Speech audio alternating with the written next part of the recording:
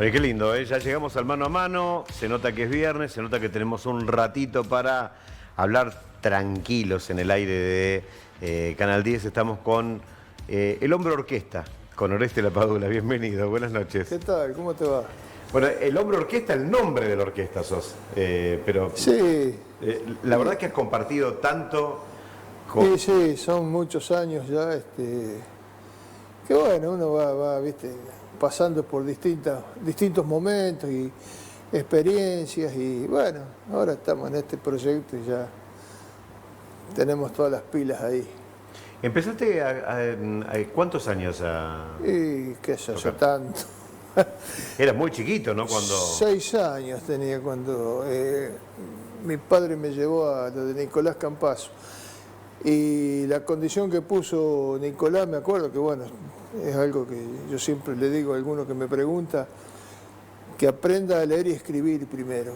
Ajá. Y recién después entremos en la música, ¿viste? Por el tema es otra lectura, otros símbolos y bueno, eso puede prestar a confusión y más vale que el chico ya esté afianzado en el lenguaje, en la escritura y recién ahí empiece con la música, con un instrumento, ¿no? Obviamente.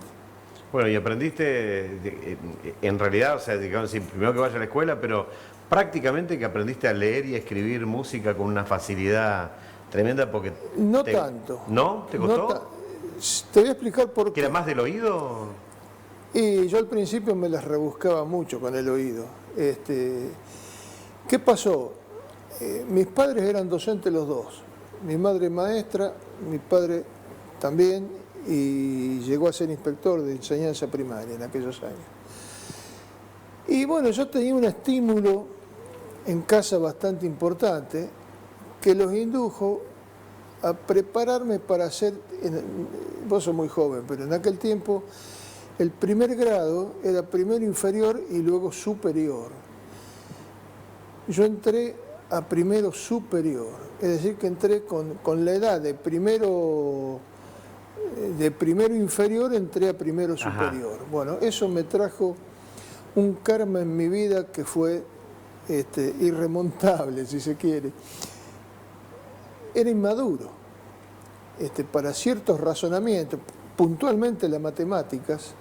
A mí me costó un Perú, me la llevé todos los años en el secundario, claro. Fue una tortura matemáticas para mí, y no así las ciencias sociales, ¿ves? Ahí me desenvolvía muy cómodamente. Y bueno, ya estudiando el piano en el conservatorio, había una práctica muy habitual que era el solfeo cantado. El maestro tocaba el piano y uno iba solfeando con la mano y cantando las notas. Sí. Bueno, vos no sabés la tortura que era para mí. Había una compañera que era muy, muy buena. Yo me paraba al lado de ella y ¿viste? Iba una milésima de segundo atrás y más o menos, y después lo memorizaba. Cuando llegaban los exámenes a fin de año, de memoria. Ya de grande, un amigo con el que hacíamos música, Roberto Álvarez, en Chacabuco, él empezó a traer a hacer arreglos escritos y me dijo, ¿por qué no escribís vos también? Así, claro, se facilita mucho más que andar sacando obras solamente de oído. Y ahí empecé, bueno, y después ahí entendí el solfeo. Claro. Y ahí empecé a escribir música de manera, bueno, qué sé yo, creo que escribo sin inconveniente, inclusive. Claro, porque está bueno tener la música dentro de la cabeza o tener buen oído, pero también en algún momento tenés que tener ese lenguaje común que usan todos los músicos para poder transmitirlo. Por supuesto. Y porque además te hace ahorrar mucho tiempo. Si vos tenés los arreglos o las partituras escritas, podés estar 3 meses sin tocarlo, pero el día que llegó el momento, ponés la partitura, mirá un segundo. Arrancás, claro. Y tocás. Vas leyendo y vas leyendo, como lees un libro, es exactamente lo mismo. Es otro lenguaje, obviamente, pero en ese sentido es muy interesante. Bueno, y en tu experiencia musical, que fue vasta, larga y sigue siendo altamente productiva, ¿qué es lo que más te impresionó, te llamó la atención, te gustó? Mirá, yo la música estuvo en mí desde siempre, porque en casa se escuchaba mucha música.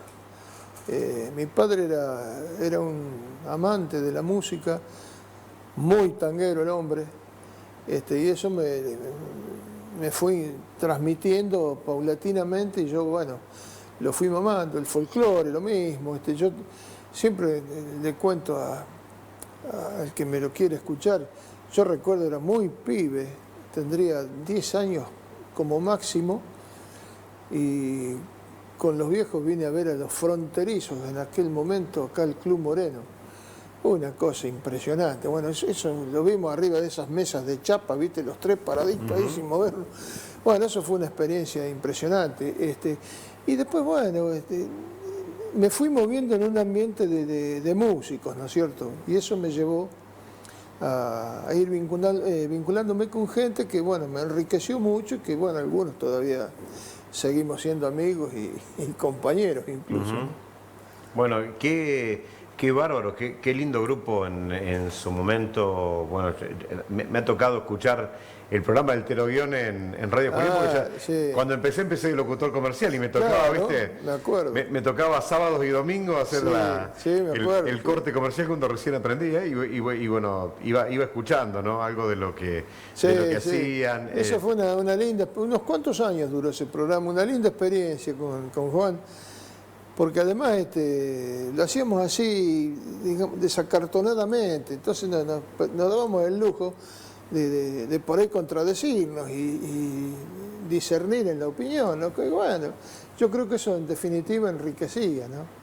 Así que bueno. Qué lindas esas discusiones que tienen que ver con música también. Me imagino también las discusiones que habrás tenido con el Turco Fusé, que era calentón, ¿viste? Se ponía bordó el Turco, ¿viste? Sí. Cuando se enojaba. Me acuerdo que era una persona transparente, se enojaba y no lo podía disimular, ¿no? Un gran tipo, sí, que lo extraño, pero enormemente. Sí. Porque además esa gente positiva, ¿viste? Que vos le hacías una propuesta y él se embarcaba claro. Y lo contabas a muerte. Entonces, bueno, es gente muy valiosa que a mí me ha enriquecido mucho, ¿no? En tantos años. Bueno, y has podido demostrar también que bueno, con la música de nuestra región se puede llegar lejos, porque has llegado muy lejos y a tocar con orquestas muy, muy renombradas, muy afamadas del país, ¿no?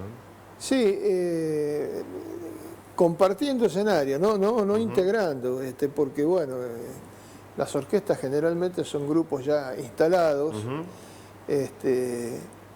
y bueno, si no hay vacante, además yo nunca se me cruzó por la cabeza irme. Bueno, eso es lo que te iba a preguntar, si el músico pierde decidiendo quedarse en Junín, en Lincoln, en Pergamino, si no va a donde dicen que Dios atiende, que es la capital, ¿pierde o no? Depende. Es decir, depende de la actitud de ese músico. Porque yo no me fui, tuve una posibilidad muy concreta en un momento, y te digo cuál fue, Color Tango, cuando se formó Color Tango. Ajá.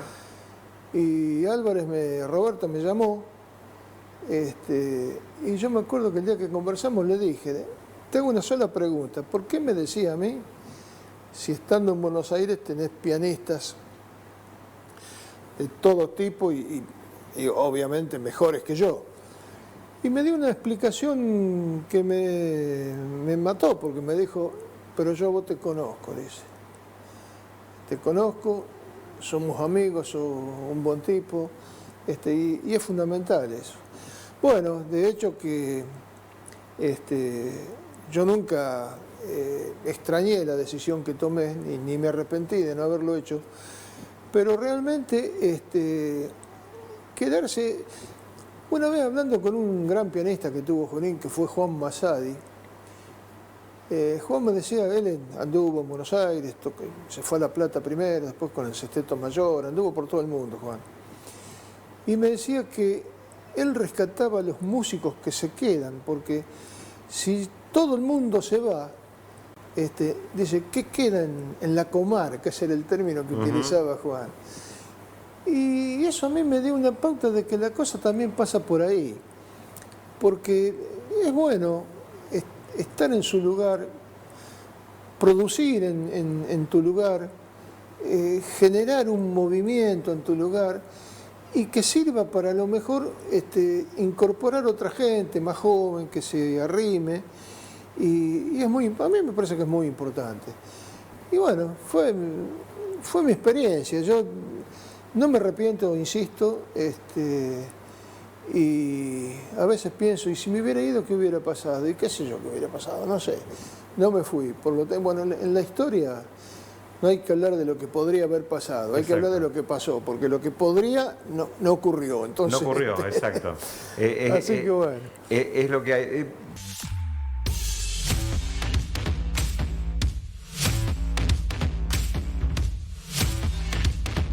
Estamos hablando con Oreste Lapadula, hablando un poco de los músicos, hablando un poco de este bichito que te pica, que es la música, y en la que uno vaya a saber por qué, ¿no? Se enamora de tal manera. Sí, yo creo que está en el ADN de uno, ¿no es cierto? Y lo importante es poder llevarlo adelante, no, a lo mejor vos me hablabas recién de tu niña que empezó tocando el piano y ahora se volcó al saxo. Sí.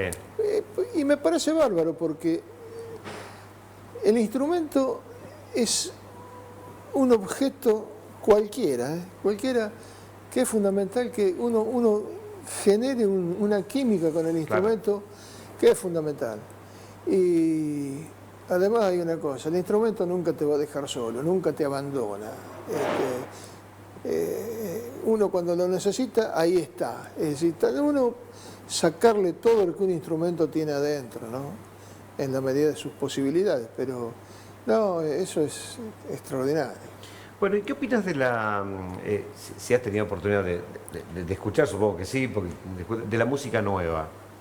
Porque viste que algunos dicen... ¿A qué le llamamos música nueva? Bueno, fíjate vos el grupito de argentinos que ha logrado meterse, es música más bien comercial, pero ha logrado meterse en varios lugares. Unos dicen no es música, otros dicen es una porquería, otros dicen es fantástico. Hay algunos que la verdad que demuestran determinado talento también en algunas cuestiones. ¿Qué te merece? ¿Te gusta, no te gusta?